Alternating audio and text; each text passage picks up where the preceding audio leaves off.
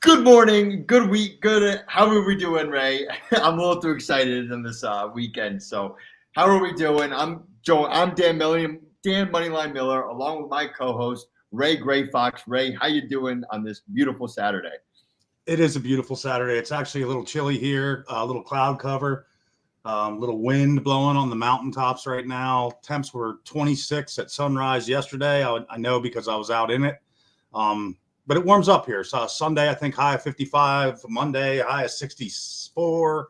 So we're trending in the right direction after this little cold streak. But what is not cold, Dan? College football is not cold. It's red hot this time of year, buddy, and we are here for it.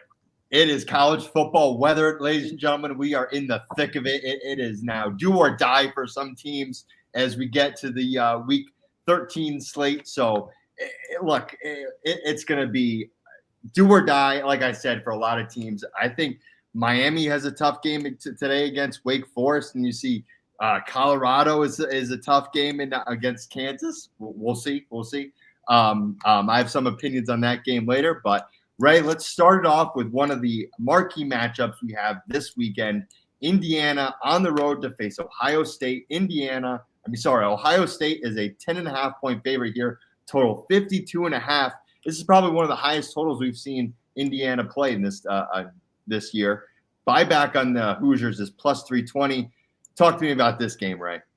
So big day in Columbus today. Game day, obviously on hand for it. For those of you tracking the charity kick, it was missed today. He did get a second chance. His second chance was even worse than the first. So excitement brewing in Columbus today. This is massive. This is a huge game. This is a show me game, obviously, for Indiana. I mean, they just haven't played anybody. I mean, Ohio State faced some tougher tests. They played Penn State on the road. They played Oregon in a 1-point loss there. So Ohio State's obviously the more tested team. Indy just hasn't had it, and they're a non-conference and conference slate this year. They played a fairly soft schedule. For those of you tracking the off the bye, Indiana will be off the bye today. So a little extra time for Coach Signetti and his troops to get ready for a Buckeye team that is absolutely loaded, quite frankly. I mean, this team's very strong in my ratings. Indiana is too, but again, we talked about that before. Rate your ratings. So when you see a number on a team, that if you're generating your own numbers, look who they generated that number against. This game opened at 12. We were talking pre-show. It's down to 10.5 now. Indiana has taken some money. Indiana last beat Ohio State. I was in college. They're on an 0-30-1 run against Ohio State. So again, can Signetti? This is what we talked about before numerous shows. Is it a culture change? It's what Dabo did at Clemson. We've seen it done in numerous places. But Indiana, you have to acknowledge the fact that if you're a player at any position and you're being recruited, if you have an offer from Ohio State and an offer from Indiana, I mean, you almost have to be born in Bloomington to take the offer from Indiana. Quite frankly, it is what it is. If your goal is to play at the next level, obviously you're going to Ohio State. So you have to overcome those hurdles. That's a culture change. Signetti has so far done that. Indiana 9-4, Dan, against the spread since 2011. But again, like when we look at these trends or these numbers in the past, last time here, Indiana was plus 40, not 4, not 14, 40. So when you look at your cover tendencies for a team, we'll see that a couple times today where some teams that are traditionally greater than 4 touchdown underdogs are now sitting at this 10 to 14 underdog range. Careful when you look at those trends. For you total bettors out there, the total Dan mentioned does seem to be a bit high. 6 of the last 7 in this series have gone over the total. Again, last year, Ohio State 23-3 held Indiana to 153 total yards. So, my numbers here, again, if you back up Indiana's rating, I thought that anywhere around that 10 to 12 number was going to be a good number here. It's strange because I don't think I think the only thing that would surprise me here, Dan, is if Indiana just jumped all over them. And I just don't. I mean, it's going to take some really bad Ohio State plays, probably some turnovers for that to happen. I think the number's good. I couldn't find myself pulling the trigger on Indiana, although, obviously we see that opener at Circa, Jeff Benson's opener at 12 has gone down to 10.5. But it's not enough to make me move on this game. I think Ohio State's the better team. I think Indiana's, it's going to be a tall hurdle to jump on the road today for them. The interesting thing will be to see what the playoff committee does with Indiana should they lose this game, and in what form or fashion they lose it, right? We all know if they lose 40-0, they may. I mean, this may be a one-loss team that misses out on the dance. Just the way the new system works, it's not a popularity contest anymore. So, interesting playoff implications in Columbus today, Dan. Yeah, and as Ray mentioned, 1988 was the last time Indiana beat Ohio State. It was a 41-7. That was the final score. Since then, they're on a 29-game win streak, again, with the closest game being a tie back in 1990. So a lot of ways pointing to Ohio State on this one. Even though the money's coming on Indiana, as Ray mentioned, it's going to be a tough task because, just Ohio State is obviously the better team with the better recruits and stuff, like you said. So it's going to be a tall task. And we'll again, let's see if Indiana is the true college football playoff contender in this one, because I believe this game will answer all those questions for you. So moving on to the next game, we have Wake Forest at Miami, Florida here. So the big spread here, Ray, Miami, Florida is a 24-point spread here on DraftKings, total 67. Buyback on Wake Forest is 13-1. How do you like my first half angle with Florida, with Wake Forest? Because Florida State seems to always come out very slow. Miami has started slow traditionally this year. We've seen them overcome big deficits in their last. I think they're coming off a bye this past week, but 2 weeks ago they fell into a similar deficit in the first half, and for the first time this year they failed to recover that deficit in the second half. Game did finish close, but they were unable to get it done in the final stages of that one. This one's big for me, Dan. Did not bet the game again, as most people know. My biggest single bet this year was on Miami over the 9.5 wins. Hated to see them lose that last one because you wonder, does that set them on tilt? Do they stumble their way to the finish line, so to speak? So I'm obviously all over Miami on the non-money line, but for me, it's a huge money line winner. If they should win today, they'll cover that over 9.5 that I played back prior to the season starting. Again, my ratings have this game priced fairly accurate. I mean, Miami, I think you're seeing some line adjustment on the odds maker starting to recognize some trends here with this team, right? The big deficits, I think it was Cal, they overcame one. Virginia Tech, they had the long bomb at the end that Tech thought they came up with. That would have been an outright loss for Miami. And then, of course, their first loss of the season, which came a couple weeks ago. So the ratings say this number should actually be a bit higher. Again, I'm not going to pull the trigger on them laying 23.5 when I have them at basically even money to win the ball game for me for a big bet today. Wake has lost their last 4 in Miami. They're 1-4 straight up and against the spread in road finales. This will be Wake's last road game of the year. Last meeting between the two was 2013, so no real recent history. We're over a decade since these two teams have played. One of the things going into this season, Miami 6-13, Dan, as double-digit favorites versus ACC competition. So not a good necessarily line spot here. They're obviously deep into double digits, as you mentioned. I saw 23.5. You saw 24.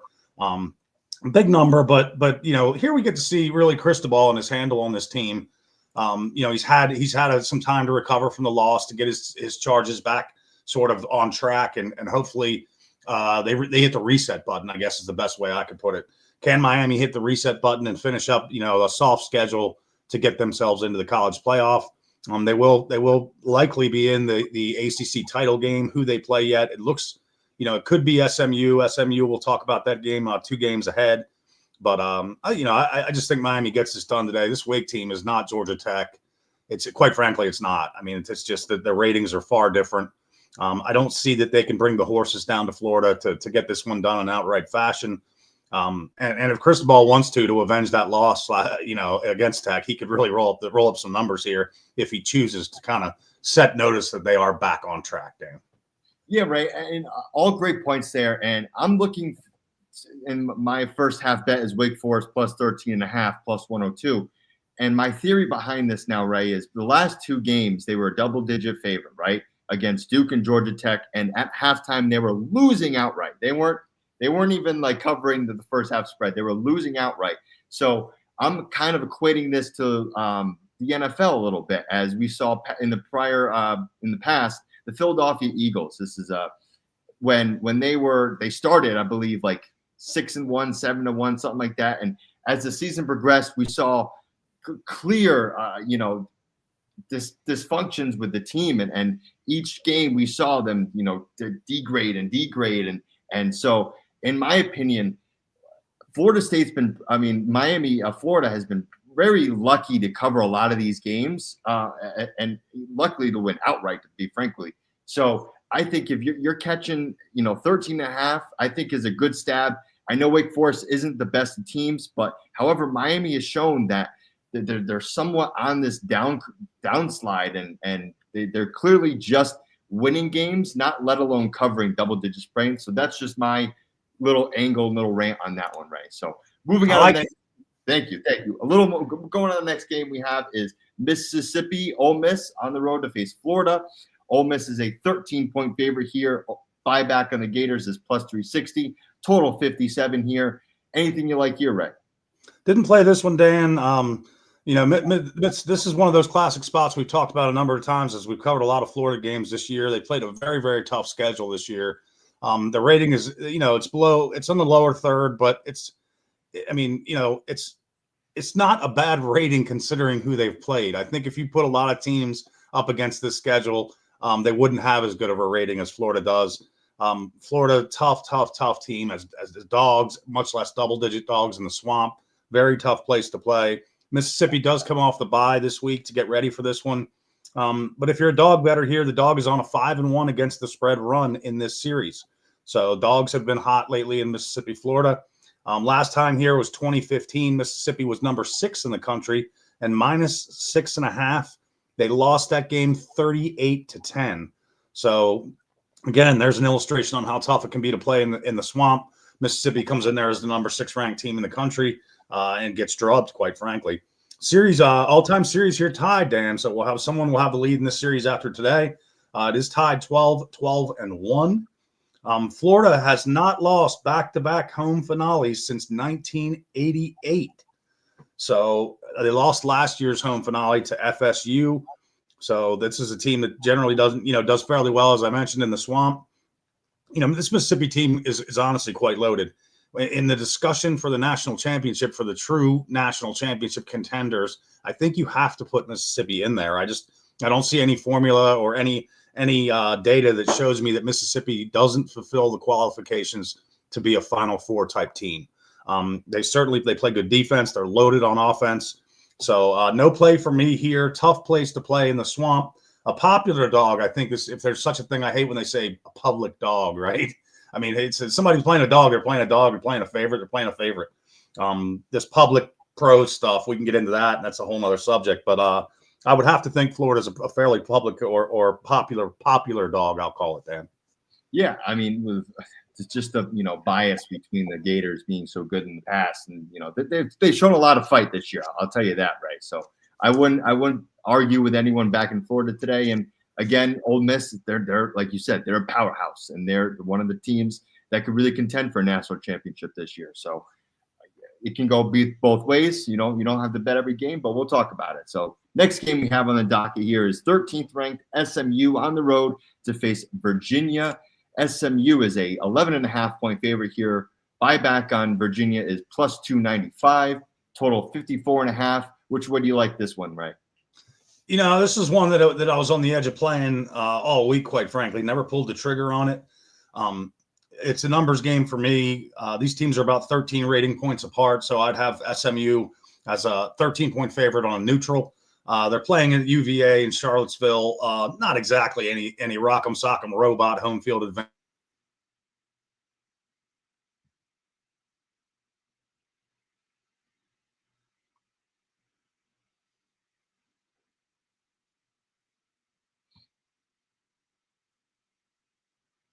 A fighter all season long, Dan. There's no question about that. Coach Elliott has this team turning in the right direction. If you remember, Bronco Mendenhall, who snuck back into coaching. If you look in my Twitter feed, I talked about that when I was handicapping some games earlier in the week. Bronco Mendenhall just sort of left this program high and dry. It was a very strange move. Still not sure if it was a health issue or what, whether it was a personal issue, whatever the issue was. He left quickly. It left them scrambling. Elliott has picked up the reins nicely at UVA. They are going to be a tricky dog today. I will say that. Again, not a big home field advantage, but SMU travels east. They will be facing, as I mentioned, the weather here. Temperatures never really going to get much above 40. The wind has been blustery, 15 to 20 gusts today here in the mountains. And I would imagine east of us here in Charlottesville, they're going to be getting the same thing. So conditions will be more UVA-ish or more dog-ish. SMU is a very good football team, but again, the ratings say this number is spot on.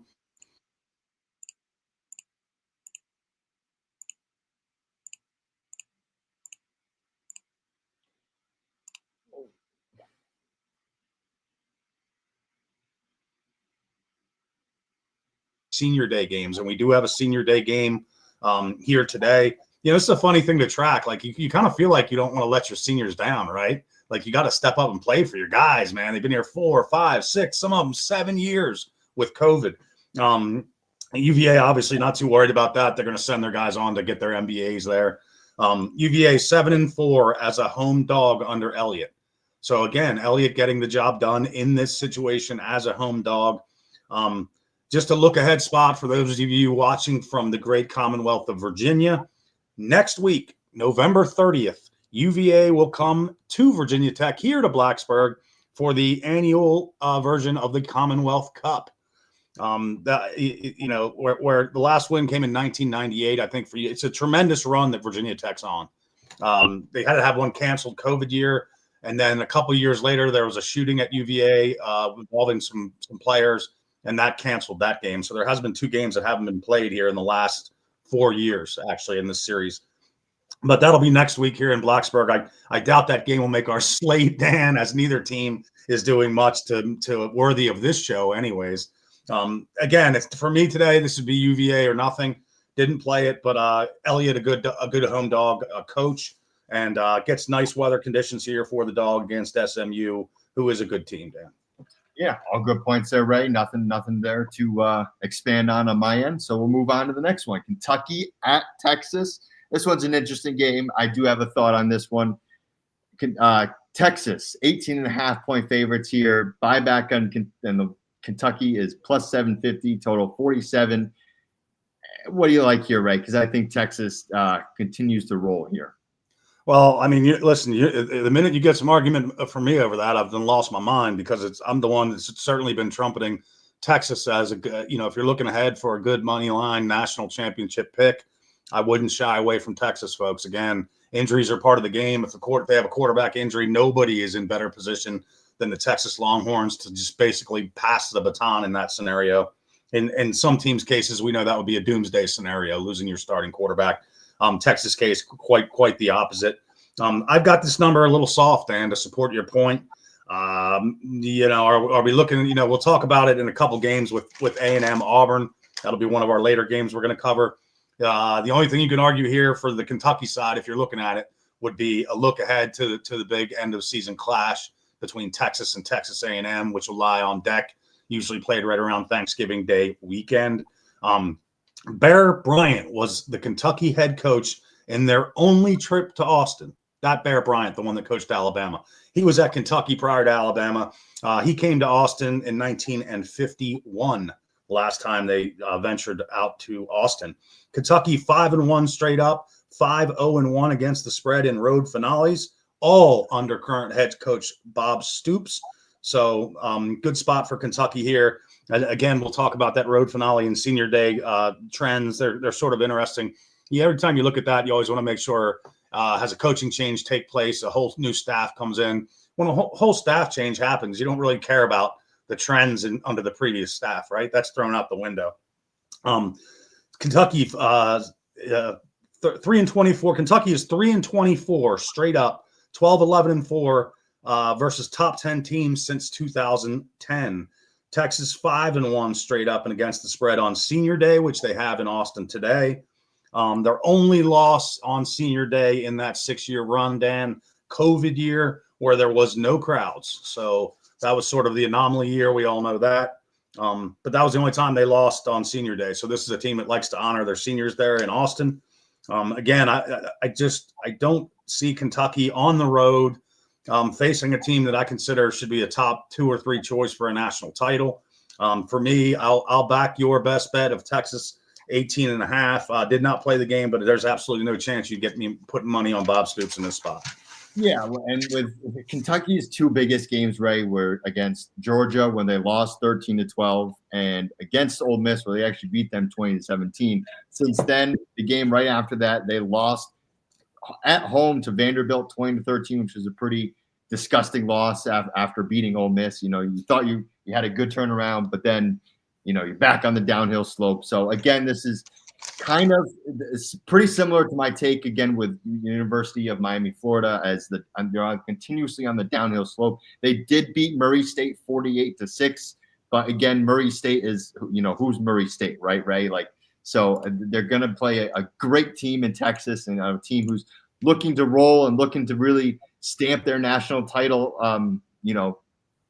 their contention. So a massive win here is on my books for Texas Longhorns. So moving on to the next game here, we have Penn State on the road. 1 second here, right? Penn State, at Minnesota. Yes, they're at Minnesota. Penn State, yep. Minnesota, just looking for the line quick. Here we go. I had 11.5 pre-show. Yeah, so Penn State and coming off their loss last weekend, or right, they lost last weekend to Ohio State. And so talk to me about this Penn State team, because with their coach in big games, this isn't a big game. And I believe that it's tough for them not to cover 11.5 here, total at 45, buy back on Minnesota 330. So talk to me about this one, Ray, because this is a game where I think Penn State should cover pretty well or pretty seamlessly, in my opinion. Before we diss Murray State, Dan, I want to go ahead and say their most famous alumni and former coach, none other than NCAA Hall of Famer, who has a street named after him right over that mountain, Frank Beamer, Murray State alum, and started his coaching career there. That's all I have good to say about Murray State, Dan. So Penn State at Minnesota today. Minnesota and PJ Fleck, his charges are off the bye. The numbers don't disagree based on my ratings, Dan. For me, this was a situational spot. I did grab Minnesota in the 11.5 here. I would not argue a word of what you said. Numbers-wise, it does look like Penn State could go in and just steamroll Minnesota. This is a tricky spot.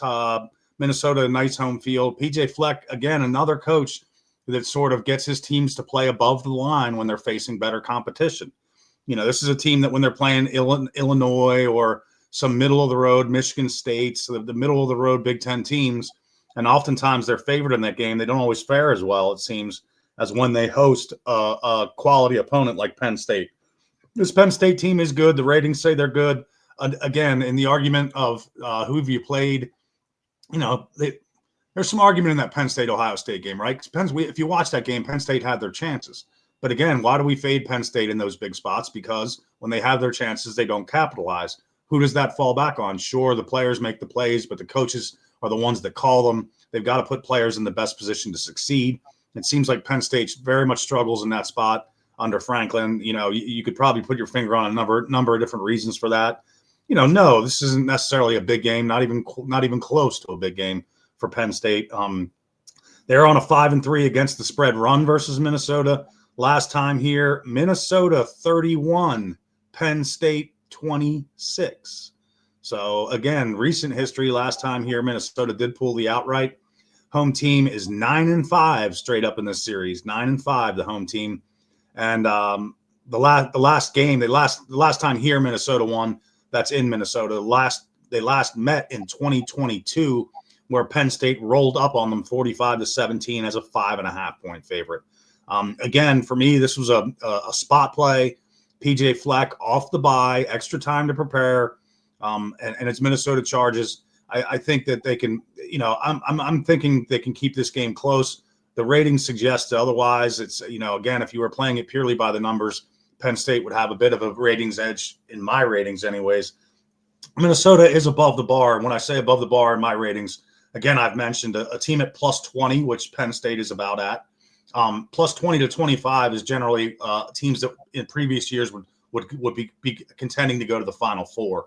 Minnesota's right around a +2. A plus rating team is always like a bowl team, usually a 6 or 7 win team.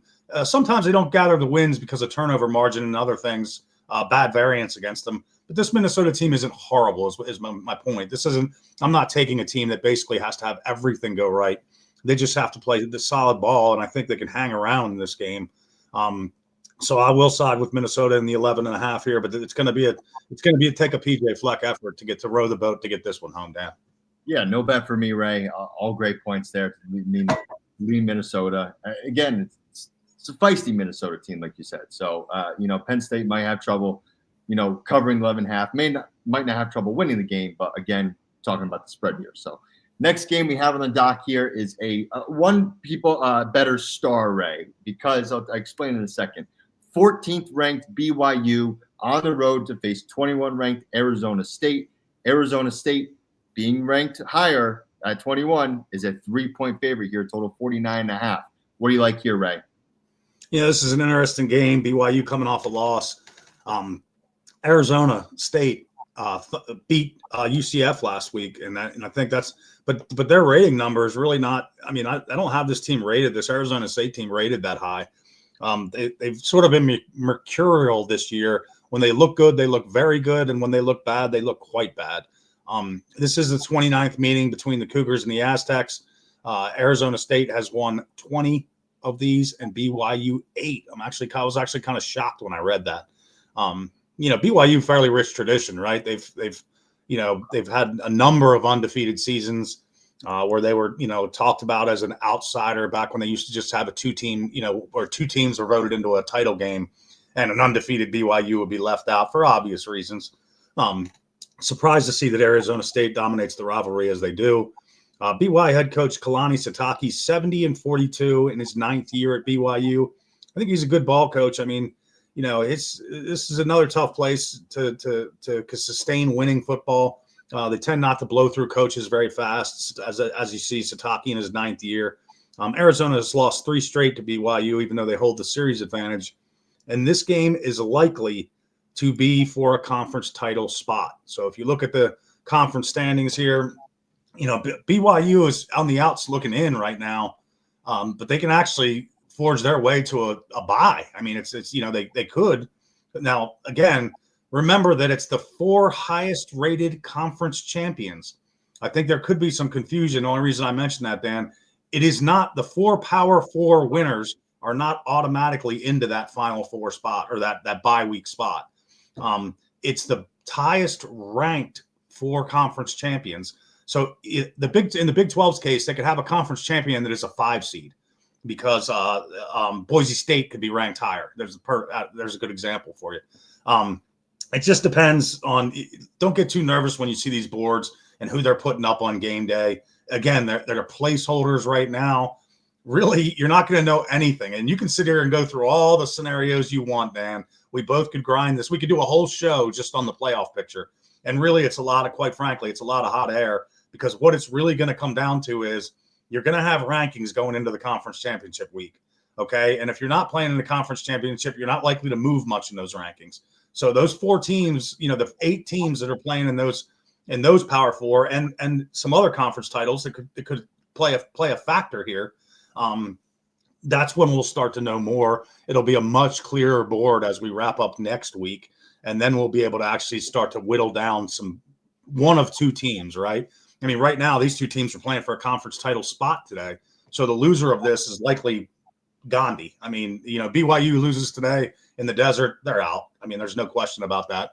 Marquise, howdy, fellas. Good to see you. DB Gnarly in the house. Always thankful for you guys joining us on this chilly Saturday in Virginia.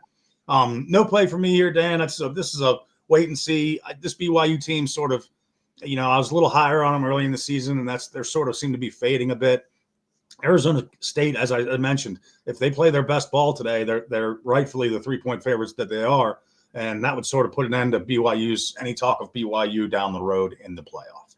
Yeah, and all great points, Ray. And this is a big spot, in my opinion, for Arizona State. The last time they were ranked in the college football rankings here was 2014. And as you said, with the implications of this game, coming down, really, whoever wins this game being a 3-point favorite, it's pretty 3.5 in some spots too.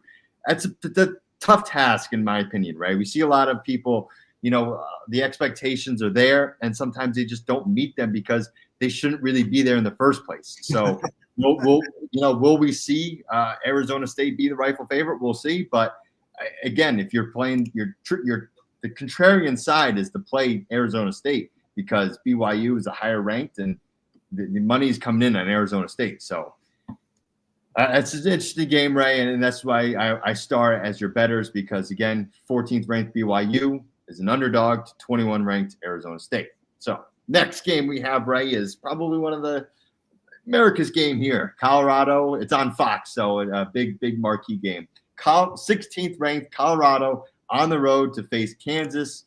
Colorado is a 2.5-point favorite, total 58.5. I have a best bet on this one, Ray, but I want to hear your thoughts first. Well, I honestly, I'm like more jacked to hear you because of your early position on Kansas, because of your Heisman position on Colorado. I mean, you've got so many takes here. You probably can cover this game better than I will. Colorado, this is funny, but I'm just going to be the one to say it. I don't think there's any of the mainstay top 10 teams that we could talk about as definite playoff teams. I don't think any of them want to see Colorado in a Big 12 championship. I think that throws all tilt on everyone. Nobody wants to see them in a playoff. And of course, that's what they're going to have to do, quite frankly. They're going to have to win the Big 12 to get a spot. If they do that, they're likely they would have to win out here and then win a conference title game, and that would put them into one of those final 4 spots that gets the bye. I mean, I don't see how you couldn't at that point. Their ranking would probably be high enough to get that done as a conference champion for them. Big series here. There's some former Big 12 foes back again as Big 12 foes. So they do have history here. The Buffs lead the series 42-23-3, but have lost 4 of the last 5 to the Jayhawks. First meeting since Colorado was last in the Big 12, Dan. That was in 2010. So no recent history, but a ton of series history here as these two teams go way back as Big 12 foes. Kansas 4-1 against the spread in their last 5. Kansas has lost their last 7 senior day games. So apparently they have no desire to send their seniors out in style. This Kansas team, I mean, if you know what to make of them, Dan, I don't, because again, they looked horrible and now suddenly they're surging when seemingly all hope is gone, and it's like they almost played themselves into a position of comfort where they're like, well, let's just cut it loose now with this quarterback. Now the quarterback's playing like you expected him to play in the beginning of the season. Well, was the weight too much on him in the beginning? I don't know. It's a different Kansas team than we saw early in the season. If this game would have been played in, say, week 4, I think Colorado would have probably been a bigger favorite than what I saw at 2.5 this morning. No action for me, Dan. A sit and watch spot just to see if Deion can get this Colorado Buffalo team somehow into the dance. Can Kansas be the spoiler, Dan? What's your take? I don't. Again, my bet is a little different. I mean, I think Colorado wins this game, Ray, and I think I'm sending this in the chat now. I believe this is going to be a shootout, Ray. I think both teams are going to go back and forth. I think whoever has the ball last is going to win the game, and I believe in Deion Sanders' coaching abilities. He will have the ball last, and he will be able to win the game. I'm not laying the 2.5 though, Ray, because I think this is either a 2-point win or a 1-point win. So it's going to be close, in my opinion, because the Kansas Jayhawks, with how they're playing now as opposed to the beginning of the season, is completely different, like you said. They have absolutely thrown out whatever the game plan they have, and they're saying, F it, and we're just going to go play some football. And that's how they're playing right now. And honestly, when you're playing carefree like that, Ray, it's a different team and a different motivation you have. So, when you have no expectations and no, real, barrier to climb over, you start to perform better, in my opinion. So that's where I think this Kansas Jayhawk team is. And with Colorado, right, they're just a powerhouse, Ray. I think they're so good offensively. I think their defense will get exposed at some point, but I don't think they're going to stop Kansas, because Kansas again is showing how they're just playing carefree football.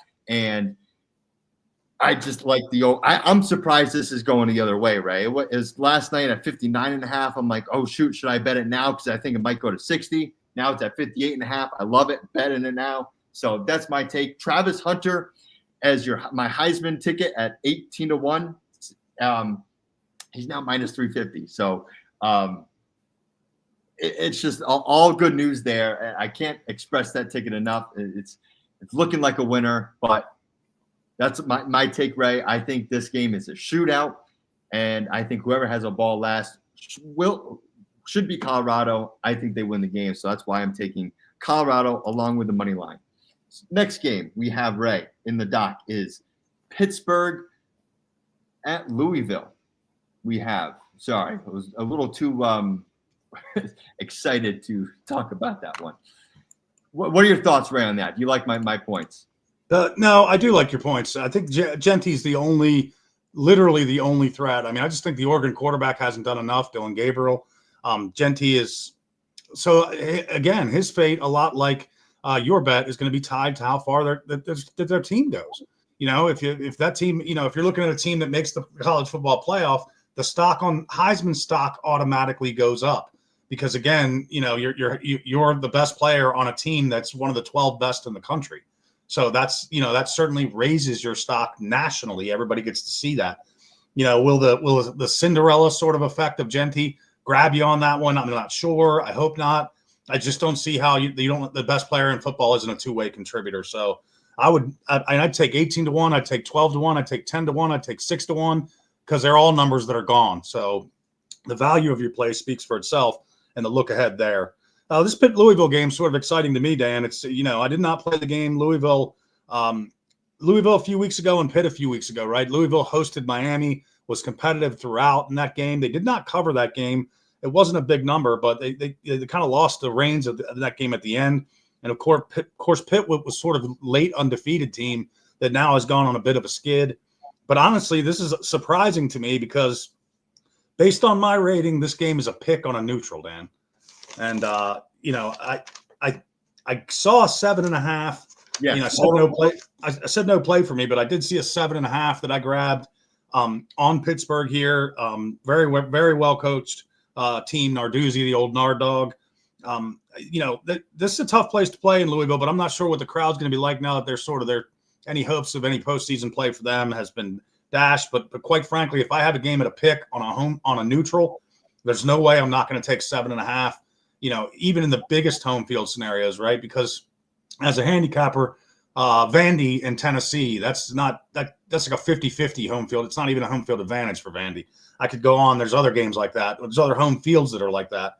This Louisville home field, when it wants to be, in that Miami game, it was a charged atmosphere that Miami overcame in that win. This stadium may not be as lit today because of the scenario. Pitt 7-2-1 against the spread versus Louisville since 2007, Dan. So a good trend there. Last year, Louisville was ranked number 14 and lost 38-21 to the Panthers. And again, so some people are going to say it's a revenge game, right? Because last year UL got knocked off as a 14th ranked team in the country. I'm not going. I'm going to speak to that briefly. That stuff it means very little to me. Revenge, must win, win and in, all that stuff. If you wouldn't be in that situation if you hadn't already had something negative happen. So again, if Louisville's revenging that loss, well, if they just didn't get blown out last time, they wouldn't have anything to revenge. If you had won the games you should win, you wouldn't be in a must-win situation. So the must-wins were the games before that you didn't win to put you in that must-win situation. So not a lot of stock in that for me. Historically speaking, that's a 50-50 scenario. It doesn't really – there's no handicapping edge, in other words. If Team A is playing for nothing and Team B is playing to get in the conference title, you'll hear people that talk about betting and they'll say, oh, well, they're gonna win because they have to win to get into a conference title. Well, if they'd have played better, they wouldn't have needed that win to get in. They'd already be in. So, I just wanted to cover that sort of that revenge thing, or any of those scenarios. Really, it's handicap wise, it's not more than a 50-50. So therefore, it's not worth utilizing as a data point. Louisville, 402 yards per game allowed by Louisville's defense. Pitt a little better, 365.6. This Pitt team is stingy in games like this. They find a way to hang around. Narduzzi's a very good coach. I grabbed the 7.5 here, Dan. I thought that number got a little bit out of control. I want to say that Benson opened that number way lower than that. So I thought that was a little surprising. I did jump on Pitt there. I was just trying to see what the opener was, but I believe it was lower than that. He opened at about 8, so it's right where it opened. Yeah, and again, all great points there. And to your point, to the revenge factor, a lot of these, it's college football, Ray. A lot of these kids transfer from one year. They weren't even there. Yeah, they weren't even there. So, right, they're what kind of rival or revenge factor is? You never even play the game, right? You can't really build that motivation. So, all great points there, right? Now, heading on to one of the game of the week, Philip. I know you want this one, Philip, so we're giving it to you right now. Army on the road to face Notre Dame. Notre Dame here is a 14-point favorite, total 4.5. Buyback on the Army is plus 455. Everyone in America wants to see Army win this game, but Ray, talk to me. Can they get this done? So shout out to Philip. Philip said he jumped that over on Colorado, and guess what I was doing when I was looking to my right here on my phone? I'm following Dan Moneyline Miller right to the bank. I took the over as well in that game. I think you started a cavalcade. The number may come right back up again just on Dan Moneyline Miller's influence. Army at Notre Dame, this is a beauty being played in the Bronx, Yankee Stadium. Army is off the bye. Real question here is, quite frankly, I mean, will the same fate bestow upon Army as was bestowed upon Navy? They were undefeated. They faced Notre Dame. They got shellacked. They haven't been the same since, quite frankly. So interesting point here as to Bronx Yankee Stadium. This series was played in the Bronx, Dan, from 1924 through 1946. So not exactly a new thing. Of course, that was the original old Yankee Stadium with the monuments actually in play in deep center field. Army has lost 15 straight to Notre Dame. Granted, this is the best Army team that they're bringing to the table and in today's matchup. But again, they haven't been horrible in those 15 years. They probably won a handful of conference titles. They've won the Commander-in-Chief trophy. They've won that a number of times. So this is not like, it's a better Army team, but there's been some versions that were very close to this one. Army, however, 14-6, Dan, against the spread in neutral field games the last 10 years. Those neutral field games, maybe they get a little more support. I don't know. Army's covered 3 straight since 2006, but again, higher numbers when you're looking at that. This number is probably as low as it's been in quite some time between these two teams. Traditionally, these numbers can get up to 28, 35. There's always that respect factor once the number gets up high. Today, the number, again, as low as you'll see it at 2 touchdowns. And again, you have to look at that Navy game as your guide. I think Army was the better team. When both teams were undefeated, I had it in my head that if it was a field goal or better in the Army-Navy game, I was going to jump all over Army. So that tells you I do think Army's a little higher rated than the Navy. They are still higher rated than Navy in my ratings. Again, the Notre Dame defense will be like nothing Army has seen all year.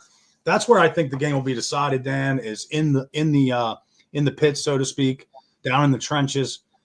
You can't run the ball consistently unless you can neutralize a defensive line. And I don't know how that the defensive line for Army can stay in this game long enough and hard enough against a pounding offensive line that Notre Dame brings to the table. No bet for me, but I kind of feel like they're gonna experience the same fate as Navy did, Dan. Right. I'm so glad you brought up the offensive defensive lines. That is something actually I'm diving into and I'm telling the Nuke the House company right now and everyone listening, we're coming up with a formula. We're trying to decipher offensive and defensive lines and how much better they actually are versus one another. I'm truly believe that in college football, there's a massive advantage when you know this information. So stay tuned, Nuke the House, everyone. But like you said, right, with Notre Dame's defensive line and just overpowering Army, how much will we, see success out of Army? So just a little tease for everyone in the industry. But again, we all want Army to cover and maybe win this game. But and as Philip says, Army has really beaten nobody, and this is obviously their biggest game of the year to date. So nothing really good to say because I want Army to cover, Ray, but I just don't think they'll get there in the 14. So moving on to the next game here, we have Boise State on the road to face Wyoming. Boise State, a 22.5-point favorite here, total 55. Buy back on Wyoming, 11-1. Is Genty going to run all over this team, Ray? Because he probably will be. He probably runs all over everybody the way they've been running. Just to your point there on your offensive line graphic and data points. So if it helps at all, Dan, what I do is I'll take your starting offensive line week 1, and I'll compare it to is it the projected starting offensive line coming out of spring? So that means they have continuity if it is.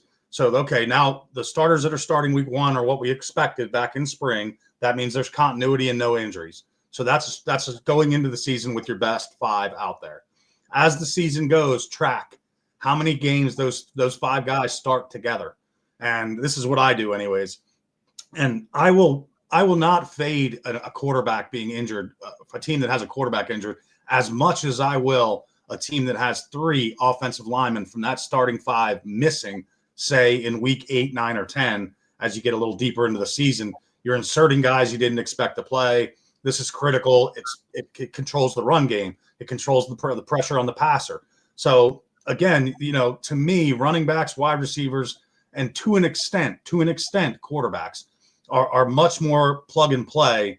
You don't recruit a quarterback at a Division I college and say, I just want you to carry the clipboard. There are no career backups in college football. Or if they are, then you messed up recruiting them. You shouldn't have recruited a guy to hold a clipboard. Anybody can do that, right? You can get an assistant coach to do that. Offensive line's a little different animal, right? When you have to start starting 18-year-old offensive linemen, you're in a world of hurt when you have to play quality competition. So that's what I do. I do track that. I do track injuries. What percentage of that offensive line is starting as the season winds down? Boise today does go to a very tough place to play. Ratings-wise, this one's dead on the money. I've got Boise. It should be about a 22 to 24-point favorite in this game in Laramie. Boise State 17-1 straight up versus Wyoming, but 3-6 against the spread in their last 9. Again, this is a similar number we've seen. Boise generally bringing a contending team, a double-digit win type team into Wyoming. Wyoming, of course, very rarely have they ever threatened 10 wins. Last time here, 2022, Boise won the game 20-17. Dan, the under for you total bettors. The under is on an 8-0-1 run. And it would not surprise me, not an official play for me. If I were to play this game, I would be on the under. I would not be on the side just due to the size of the number. And this Wyoming team, I think, is going to struggle to score against Boise, quite frankly. And if they don't, I'm really missing something. But for an 8-0-1 run on the under, this is the type of game that should fit that slot. Wyoming's only win 2016. They won 30-28 as a 14.5-point dog. So again, you see Wyoming is generally a double-digit dog in this game. I will mention this, Dan, for those of you that are unaware, War Memorial Stadium in Laramie, Wyoming is tough place to play late.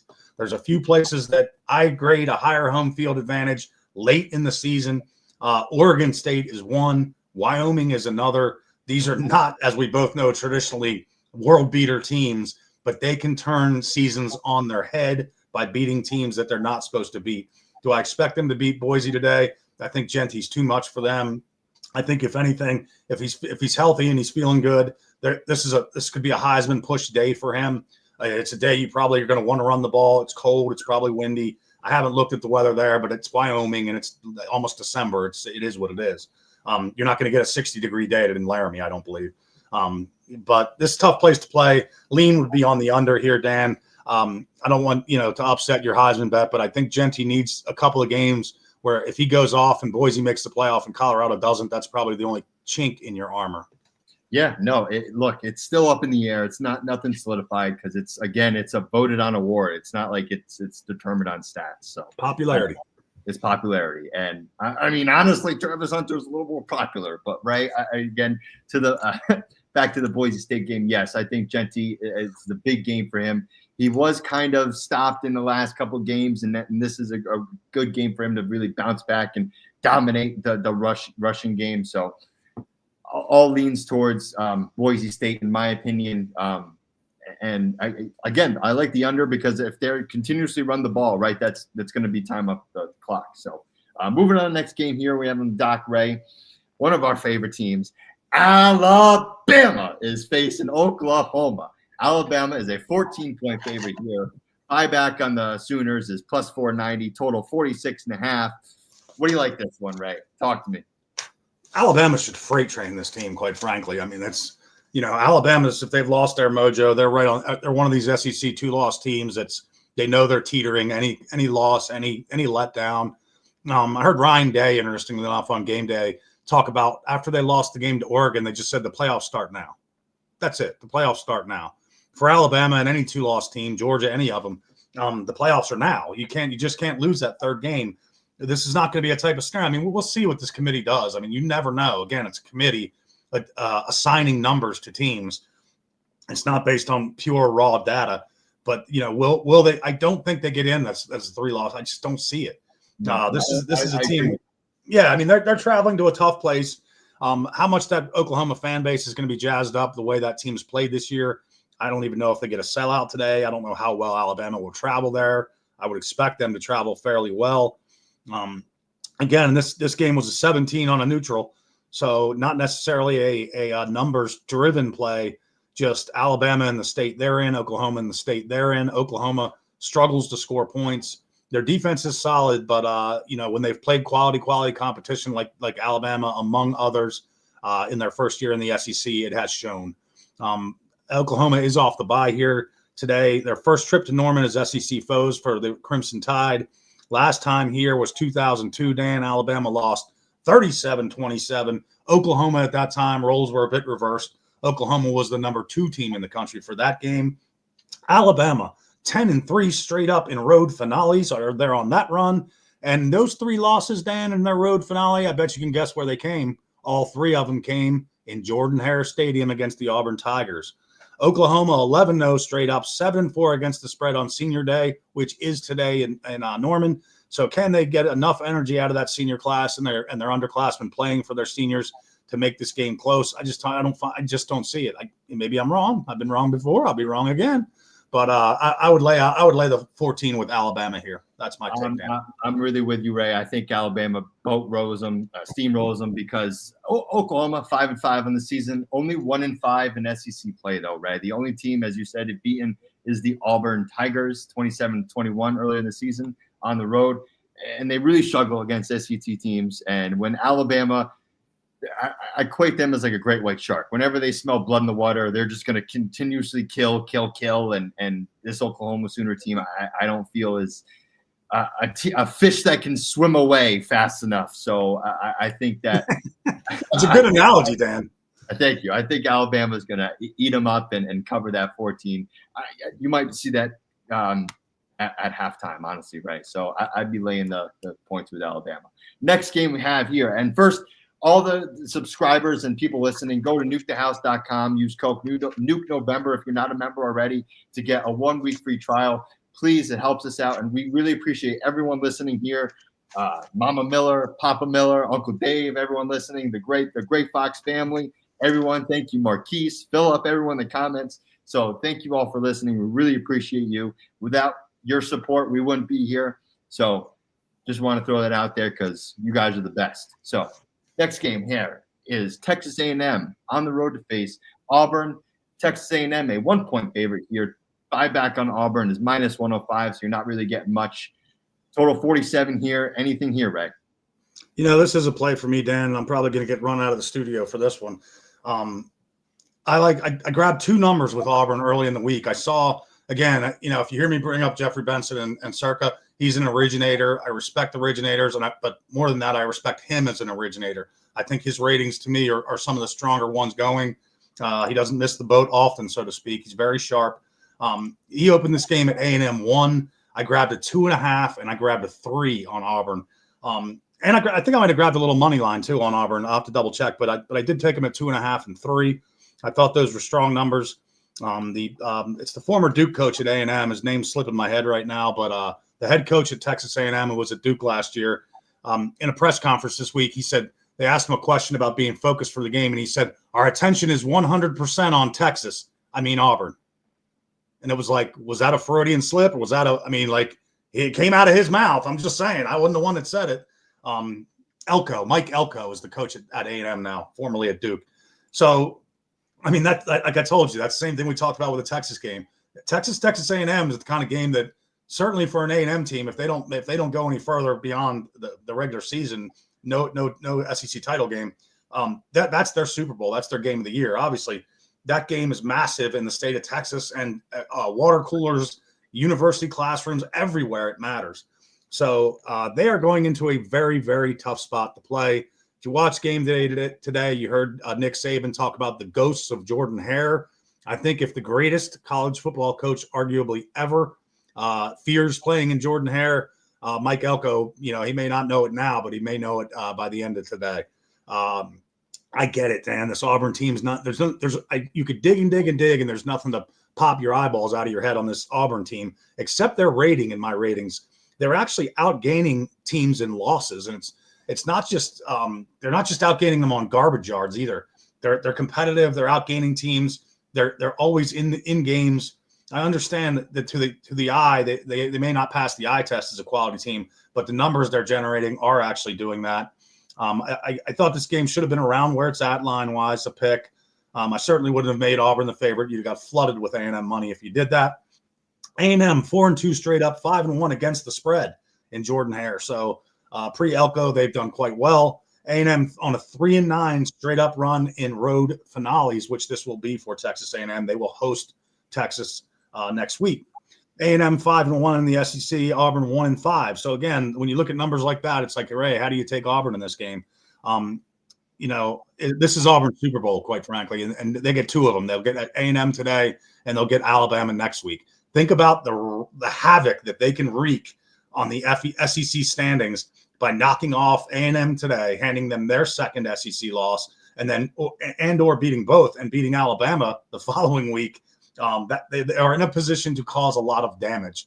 And I think as an Auburn player, with your season sort of on tilt, right? Like, you're not really playing. I mean, a bowl game is the best you're going to do, is my point. What they can do with these is really could be a momentum builder for this program moving forward.